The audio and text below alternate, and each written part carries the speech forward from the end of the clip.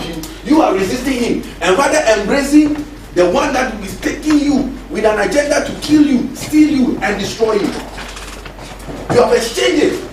You resist the Holy Ghost. So please come into church and living anyhow, doing all this is what you are doing. You are resisting the Holy Ghost as your fathers did. So do ye.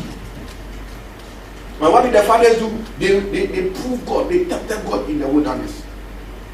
These stiff-necked people, uncircumcised in their heart. Uncircumcised in their heart. Ye do always resist the Holy Ghost. You resist the Holy Ghost. When you resist the Holy Ghost, you just quench. He said, do not quench the Holy Spirit. Don't quench the Holy Spirit. Yeah, you can quench it. You can just quench it. That doesn't mean he's powerless. No, but he will not move in certain atmospheres. He cannot move in certain hearts. Hearts that are not circumcised. He cannot move there. So he says, today. Say today. Today. If you hear his voice. Don't harden your heart. Don't harden your heart. Don't harden your heart. Don't harden your heart. Yeah, you have to. Only one thing is certain in life under this sun. One thing is certain. Everything else is not certain. Only one thing is certain. And that thing is death. We will all die. Everything else is not certain. Do you know that? Everything else is not what? Certain. Life is uncertain. James chapter 4, verse 13 and 14. This is clearly. It says clearly.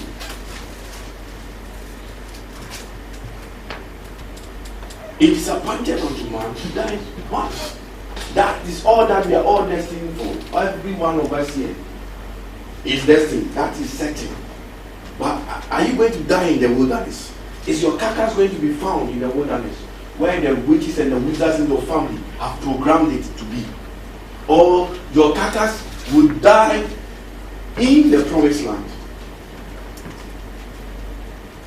It is appointed unto man to die once, and after death judgment. Life is not certain. Only death is certain. So all these plans you are making, all these moves that you are making, I'm going to do this, I'm going to do that, I'm going to do that, and putting aside the fear of God, living, because of the plans you are making, we have made, it has made our hearts and our ears, we have ears that are stiff-necked ears, and stiff-necked hearts, stiff-necked ears. So you hear, it passes through one ear and it goes through out the other.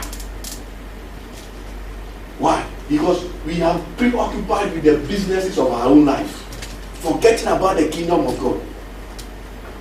So listen now to you who say, listen, this is the Holy Spirit speaking. Now listen, you who say, today or tomorrow, oh, we will go to this or that.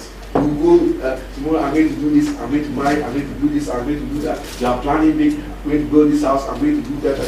You do all that. At the end of the day, you die. But if that should lead you, I'm going to do this work. I'm going to do this shift. I'm going to do that. If that should lead you to having a stiff-necked heart and ear, and resisting the Spirit of God, you spend all your life trying to achieve this. You will never enter into the rest of God.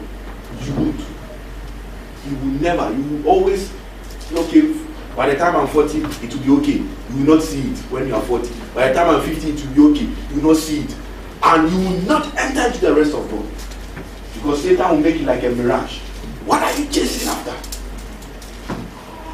We will go and do this or that. Spend a year there. Carry on business. If you are planning this according to the purpose of God, according to the things of God, I'm going to, because God has already given us the command, said, go ye, last week we were talking about, said, go ye into the world and make disciples of all men. So, like that, it is certain that God has already ordained for you to do. But to be making all these personal plans, that is making you so stubborn and rebellious. What is marriage? Is marriage more important than your salvation? Is sex more important than your salvation? Is a house more important than your salvation? Yet we are making plans for all these things. Making plans every day here and there. It is not certain that you get it. You might not get it. If Satan allows you to get it, it comes at a cost, at a price. So why? He says, spend a year there, carry on business. Some of us, we are planning by the time I'm 40, I'll retire, I'll do this, I'll do that. So why you do not even know what will happen tomorrow? As we are here, if you are going to die tomorrow, you don't even know. And don't think that it can't happen to you. Malaysia Airlines. You went in. Oh, bye. When were they even going? You don't even listen to the news. They left from Holland going to Malaysia. They left from Holland going to where? Malaysia. So when you get there, call me. We are making plans. You know the new phone that I bought for you, use it to call me. And I can imagine some sweethearts. Somebody who we met over the internet came to visit you. You had good 2 weeks of hot sex. And you're saying, Baba, oh, I love you. Come back next year summer. I love you. I'll see you. Skype me. Rich. And boarded the plane. Where are they now? Their carcasses have been scattered on the desert. They didn't know what was going to happen to them. It was a mystery. Life is a mystery to those who are undiscerning.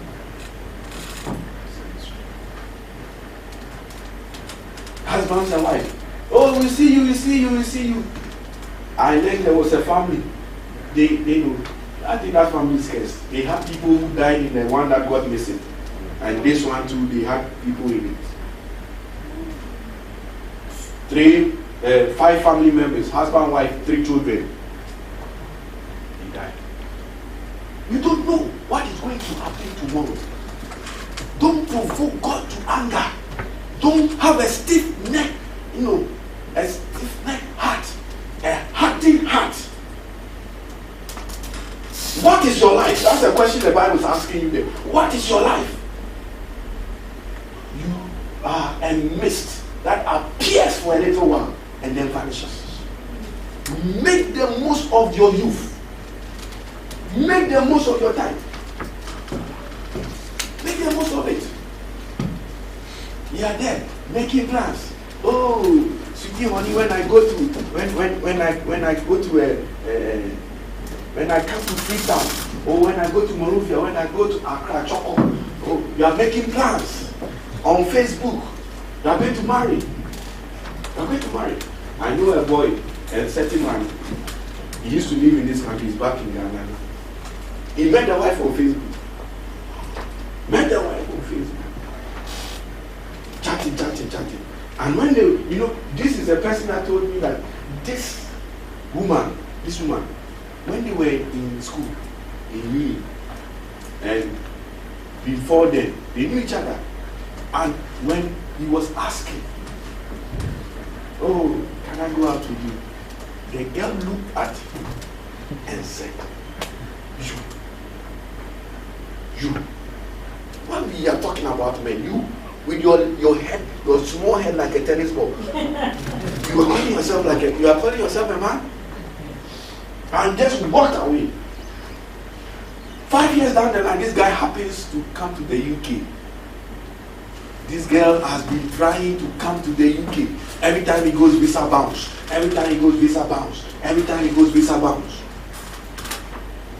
Now, as for here, when you are connected to the right anointing, doors will open for you. Amen. As I told you, it doesn't mean that God necessarily approves of you, because He's checking your heart. So a door opened. This woman that was being bounced happened to come now to join this guy. But how did it happen? Facebook. Went on Facebook, saw this girl, started chatting.